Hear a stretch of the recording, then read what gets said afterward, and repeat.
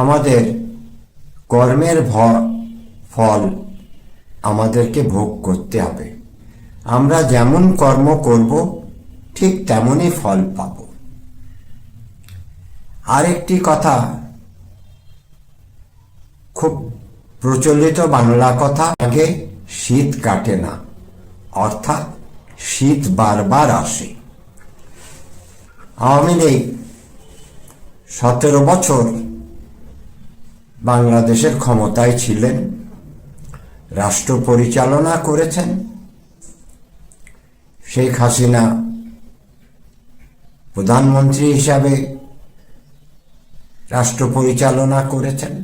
আওয়ামী লীগের আমলে অনেক অন্যায় কাজ হয়েছে, অনেক নিরীহ মানুষকে শাস্তি দেওয়া হয়েছে, অনেক ঘটনাই ঘটেছে, আপনারা জানেন। তার বিস্তারিত আলোচনা এখানে করার প্রয়োজন নাই।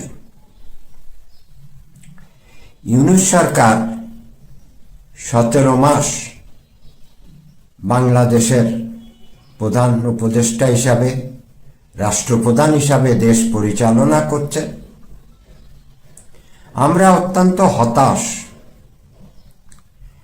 বৈষম্য বিরোধী ছাত্র আন্দোলনের নেতারা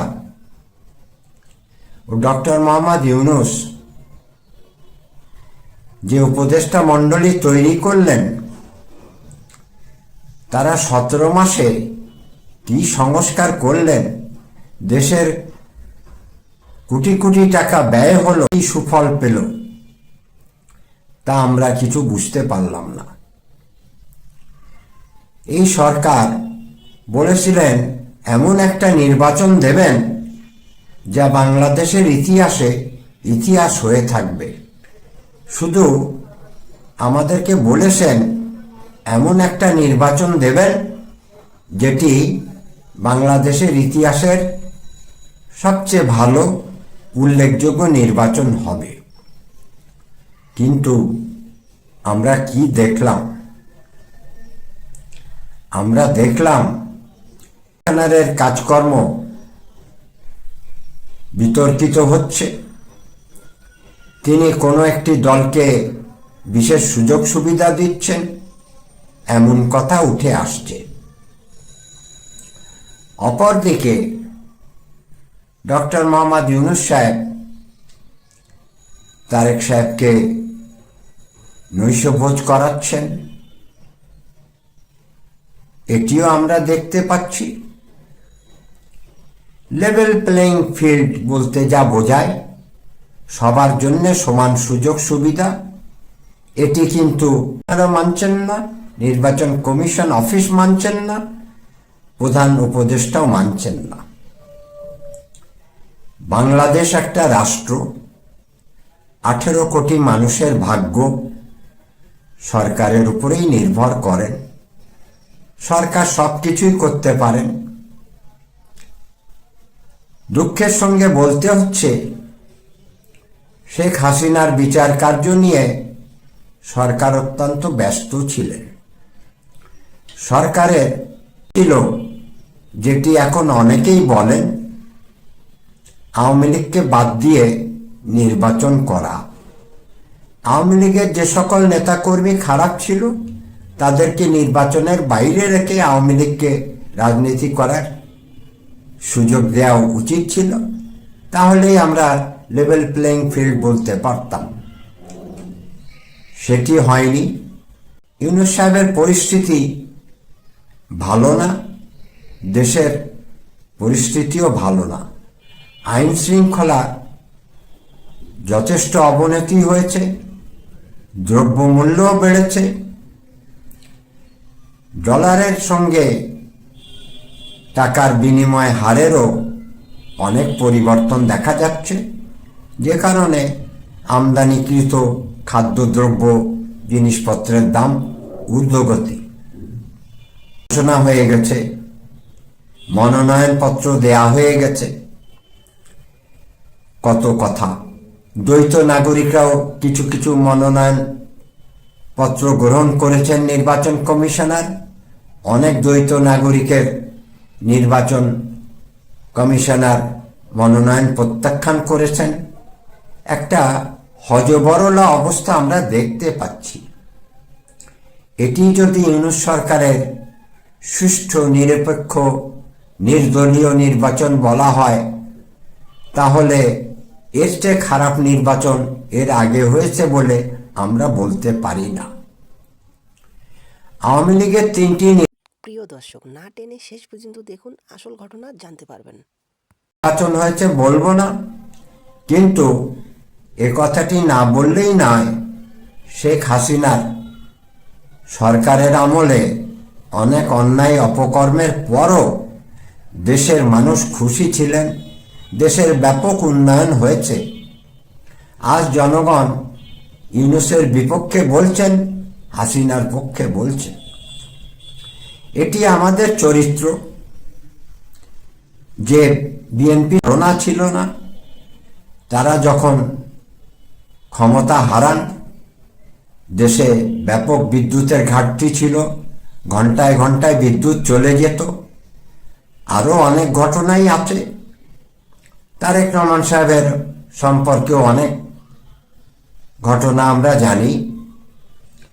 সেনাবাহিনীর হাতে নির্যাতিত হয়ে তিনি 15 বছর বিদেশে ছিলেন। এমন পরিস্থিতির সৃষ্টি বাংলাদেশে হয়েছে। একটি কথা বলেই বক্তব্য শেষ করব। শেখ হাসিনা বাংলাদেশে ফিরবেন, আওয়ামী লীগ ঘুরে দাঁড়াবে।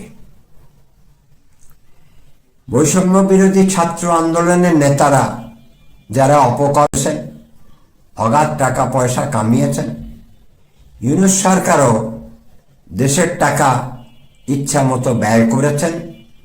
অডিটে সঠিক হিসাব পাওয়া যাচ্ছে না, এমনটি খবরাখবর চলে এসছে। ইউনূস সরকারের প্রিয় বন্ধু প্রতিষ্ঠান আমার নয়, ইউনূস সরকারের বন্ধু প্রতিষ্ঠান সিপিডিডি।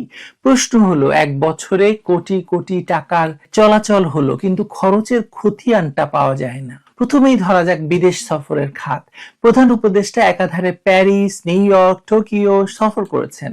প্রতিটি ট্রিপে চার্টার্ড ফ্লাইট, 5 তারকা হোটেল, প্রোটোকল দলের পেছনে গড়ে ব্যয় হয়েছে কয়েকশো কোটি টাকা। কূটনৈতিক প্রয়োজনে এমন ব্যয় অস্বাভাবিক নয়, কিন্তু সফর সঙ্গীদের তালিকায় নিজস্ব প্রতিষ্ঠানের লোক, ব্যবসায়ী বন্ধু আর স্বজনপ্রীতির আলামত দেখে অনেকেই প্রশ্ন তুলছেন, অনেকেরই ভ্রু কুঞ্চিত হয়েছে। পররাষ্ট্র মন্ত্রণালয়ের দেওয়া সংক্ষিপ্ত বিবরণীতে 1 লাফে 17.5 কোটি টাকা খরচ হয়েছে। জানতে চাইলে কর্মকর্তারা বলেছেন সিকিউরিটি প্রোটোকল, আর কিছু নয়। কিন্তু একই সফরে 2 জন উপদেষ্টা, 3 জন বিশেষ সহকারী, 8 জন মিডিয়া উপদেষ্টা, এদের ভাতা বিলাস কোন শিরোনামে ধরা হয়েছে তা এখনো গোপন।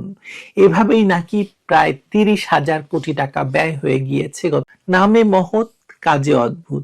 এসব প্রকল্পের নামে গত 1 বছরে শুধুমাত্র আসিফ মাহমুদ, সজীব ভুইয়া কত হাজার কোটি টাকা নয়-ছয় করেছেন তার হিসেব নেই।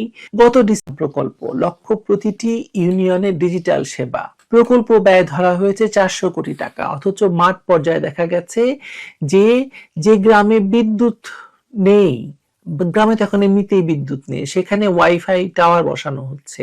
যন্ত্রপাতি কেনা হয়েছে বিদেশ থেকে, দাম দ্বিগুণ। স্থানীয় ঠিকাদারদের বাদ দিয়ে, যার মালিকানায় রয়েছে সরকারি দলের সাবেক এক উপদেষ্টার স্বজন। প্রকল্পের মিডিয়া এখন তারেক রহমান সাহেবের গুণগানেই ব্যস্ত।